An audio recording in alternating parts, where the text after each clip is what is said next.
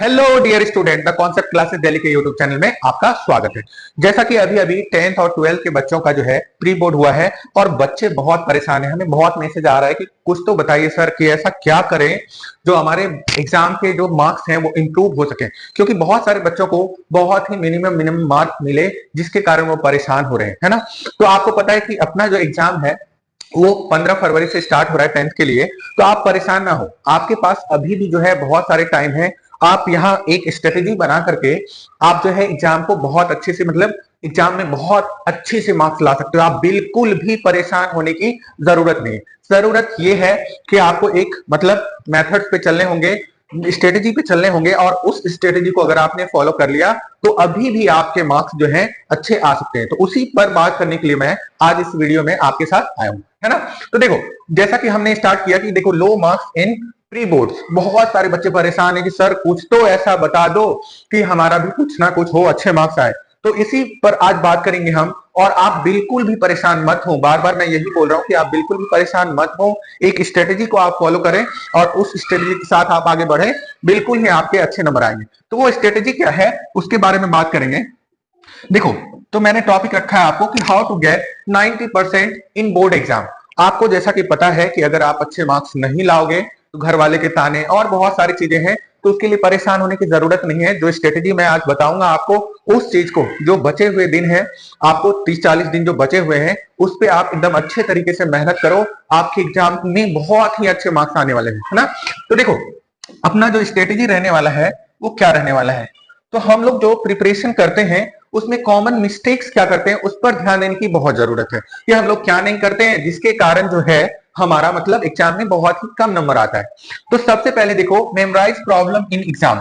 आपको ये पता होना चाहिए कि हमारे एग्जाम में जो है कहां से क्वेश्चन मैक्सिमम आ रहे हैं और कहां से मिनिमम आ रहे हैं। उस टाइप के आपको क्वेश्चन प्रॉब्लम पर ध्यान देने चाहिए बहुत ज्यादा। दूसरा देखो, हमने डोंट नो हाउ टू, ठीक है, राइट इन एग्जाम।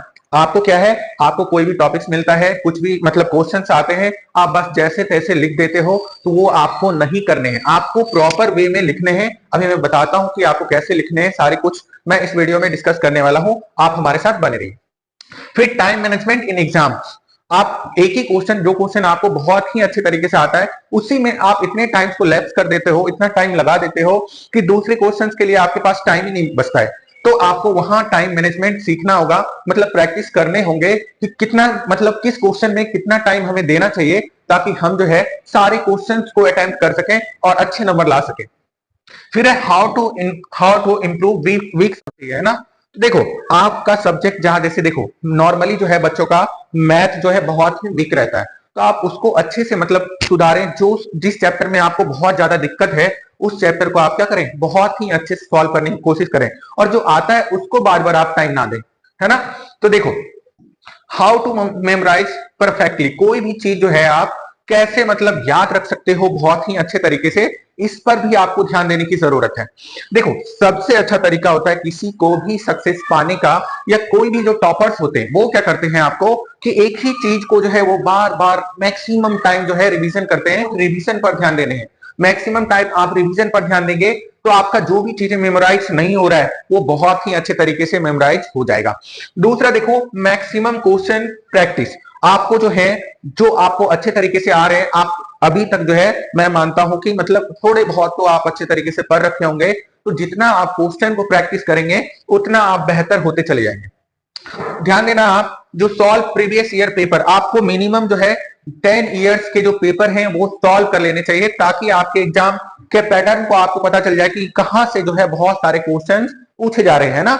उसके बाद प्रैक्टिस सैंपल क्वेश्चन पेपर, आपको डेली ये भी कर लेना चाहिए, कम से कम एक सैंपल पेपर अब जो है सॉल्व करने चाहिए।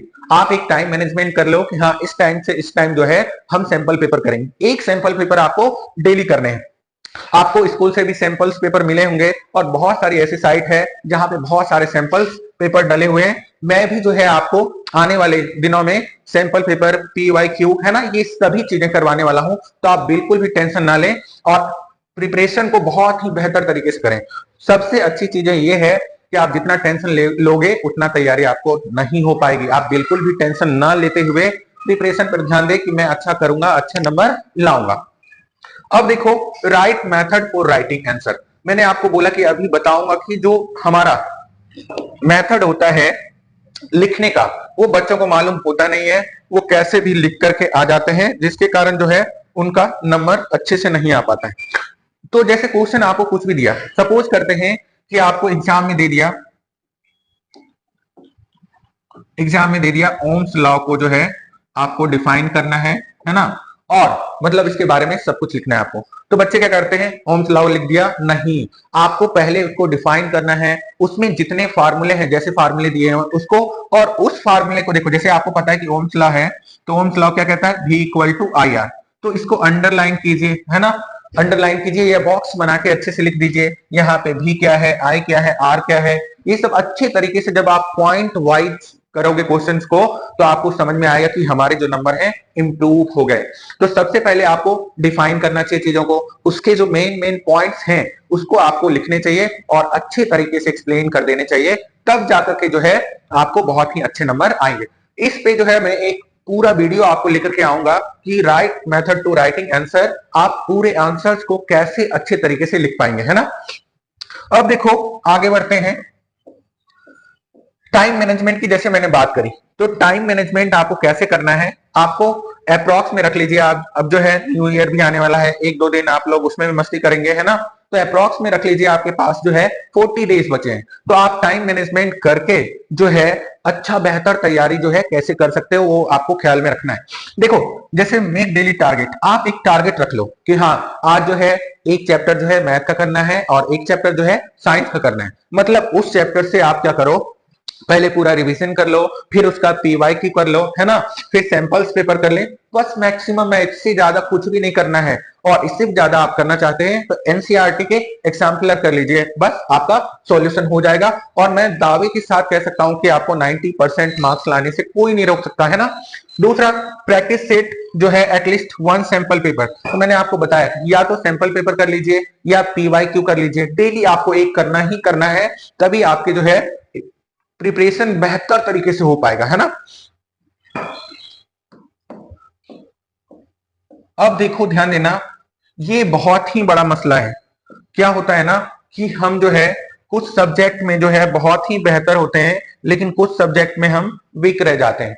तो आपको यहां भी ध्यान देने हैं कि देखो हमारा जो वीक सब्जेक्ट है, मैक्सिमम स्टूडेंट का जो वीक सब्जेक्ट होता है वो होता है आपको मैथ और साइंस, है ना, मैथ और साइंस। इधर जो बच गए स्ट्रॉन्ग सब्जेक्ट में बात करते हैं, जैसे हिंदी, है ना, इंग्लिश, है ना, आपको एसएसटी, और जो भी आपका मतलब एडिशनल सब्जेक्ट है, ये सारे आसान सब्जेक्ट होते हैं, इसको आप बहुत ही आसानी से कर सकते हो। एक बार पढ़ लिया, स्ट्रॉन्ग हो गया। बच्चों को सबसे जो ज्यादा समस्या जाती है भैया, वो जाती है आपको मैथ में। मैथ में बच्चे डरे सहमे रहते हैं, तो आपको डरने की जरूरत नहीं है। हम अपने चैनल पर जो है मैथ का मतलब जो इंपॉर्टेंट क्वेश्चन होने वाले, जो एग्जाम आपको आते ही आते हैं, उसका सीरीज लेके आऊंगा। आप लोग डरे नहीं, चैनल को सब्सक्राइब करें, कोई भी नए बच्चे हैं तो चैनल को सब्सक्राइब कर लीजिए, और यहाँ पे मैथ और साइंस के जो इंपॉर्टेंट क्वेश्चन आने वाले हैं उसको लेके आऊंगा, और वही आपके पेपर में आने ही आने हैं। तो आप यहाँ जो है इस सब्जेक्ट पर, मैथ और साइंस पर जो है आप बहुत अच्छे तरीके से आपको मेहनत करने की जरूरत है ना। खास करके मैथ जो है, आप इसमें जितना ज्यादा प्रैक्टिस कर सकते हो उतना ज्यादा प्रैक्टिस करो, है ना। तो यही था अपना जो है आज का वीडियो। जो स्ट्रेटेजी आपको बनानी है, एक आप टाइम मैनेजमेंट कर लो बहुत ही अच्छे तरीके से, जो कि आपको मतलब प्रिपरेशन में हेल्पफुल हो। अगर कोई बच्चे डे में पढ़ पाते हैं तो डे में पढ़िए, कोई बच्चे नाइट में पढ़ पाते हैं नाइट में पढ़िए, और जो मैंने इस वीडियो में बताया उस टाइप के मतलब आप स्ट्रेटेजी मैनेजमेंट कीजिए और बेहतर नंबर लाइए, है ना। आप बिल्कुल भी परेशान मत हो, आपके लिए जो है मैथ और साइंस का मैं सीरीज लाने वाला हूं क्वेश्चन का, जो आपको एग्जाम में मिलेंगे देखने को, और आप बेहतर तरीके से वहां उस क्वेश्चन को कर पाएंगे। तो आप फिर से बोल रहा हूं दोबारा, आप बिल्कुल भी परेशान मत हो, प्री बोर्ड में कम नंबर आए तो आने दो, कोई दिक्कत नहीं है। अब से जो है आप अच्छे तरीके से लग जाओ और चैनल को सब्सक्राइब कर दो। मैं आपके लिए जो है बहुत ही बेहतरीन क्वेश्चन सीरीज लाने वाला हूं, और तैयारी आप अच्छी तरीके से स्टार्ट कर दो। तो इसी के साथ आज जो है आपको बाय बाय करते हैं, है ना। तो आप जो है नए बच्चे अगर कोई हैं तो concept classes, the concept classes Delhi के चैनल को आप सब्सक्राइब कर लें, है ना। मिलेंगे नेक्स्ट वीडियो में। आप हमारे साथ तभी बन पाएंगे जब आपको नोटिफिकेशन मतलब मिलेगा कि हाँ सर ने जो है मैथ या साइंस का जो इंपॉर्टेंट क्वेश्चन का वीडियो डाल रखा है ना, तो आपको नोटिफिकेशन मिलेगा और आप आसानी से कर पाएंगे। उसका प्रिपरेशन कर पाएंगे। तो मिलते हैं नेक्स्ट वीडियो में, तब तक के लिए थैंक यू वेरी मच।